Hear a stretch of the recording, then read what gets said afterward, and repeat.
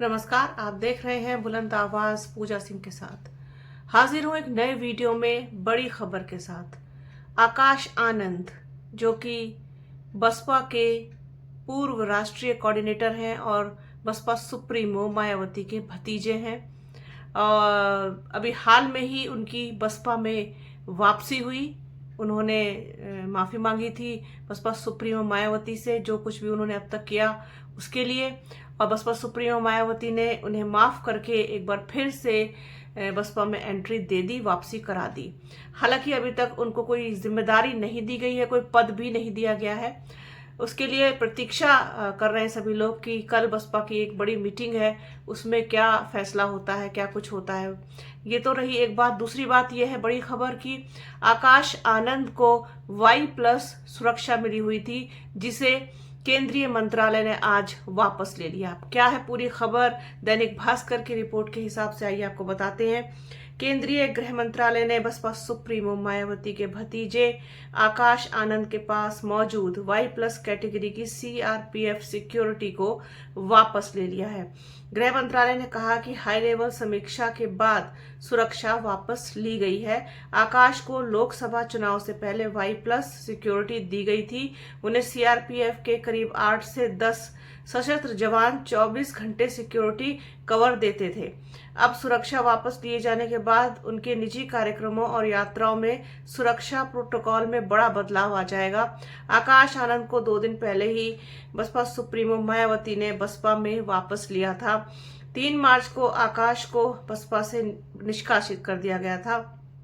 1.5 साल बाद यूपी में विधानसभा के चुनाव होने हैं और सभी दलों की निगाहें दलित वोट बैंक की तरफ है। फिलहाल बसपा में जारी आपसी कलह के बीच आकाश आनंद की सुरक्षा हटाना राजनीतिक हलकों में एक बड़ा और अप्रत्याशित कदम माना जा रहा है।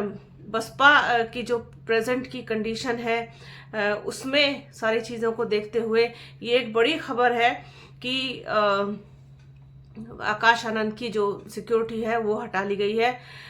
सभी की निगाहें कहीं ना कहीं 2027 पर लगी हुई हैं, और जो दलित वोट बैंक है उस पर सभी लोग गिद्ध की तरह आंख जमा करके बैठे हैं, चाहे वो समाजवादी पार्टी हो या फिर भारतीय जनता पार्टी। सबको ये लगता है कि बड़ा कोर वोट बैंक है, इसको तोड़ा जाए। लेकिन आकाश आनंद की जो सुरक्षा हटाई गई है Y+, ये एक बड़ी खबर है, और इसके मायने जो है वो कई तरीके से निकाल करके देखे जा सकते हैं। हालांकि अभी कारण स्पष्ट नहीं हुआ है।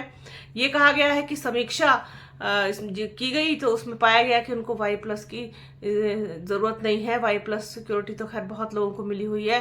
चंद्रशेखर आजाद, जो आजाद समाज पार्टी के मुखिया हैं, उनको भी मिली हुई है। पूरे देश में, देश भर में इनको भी मिली हुई थी। आकाश आनंद को भी जो आज वापस ले ली गई है। ये एक बड़ी खबर थी, सोचा अपने दर्शकों के साथ इसको शेयर करना तो बनता है।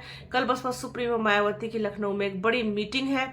क्या उसमें आकाश आनंद मौजूद होंगे या नहीं होंगे? क्या वो आएंगे यहाँ पर? अगर आएंगे तो क्या उनको कोई नई जिम्मेदारी, नया पद मिल सकता है? ये सारी चीजें तो खैर कल ही पता चलेंगी, और जैसा भी होगा, जो भी होगा, आप लोगों के साथ जैसे हमेशा अपडेट देते हैं वैसे ही अपडेट देंगे।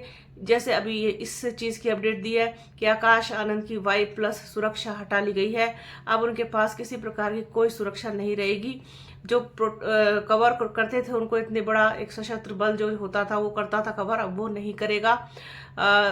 इससे बहुत सारी चीजें बदलेंगी, बदलाव तो खैर आएंगे ही। अब उनको अपने निजी सुरक्षा कर्मी लगाने पड़ेंगे।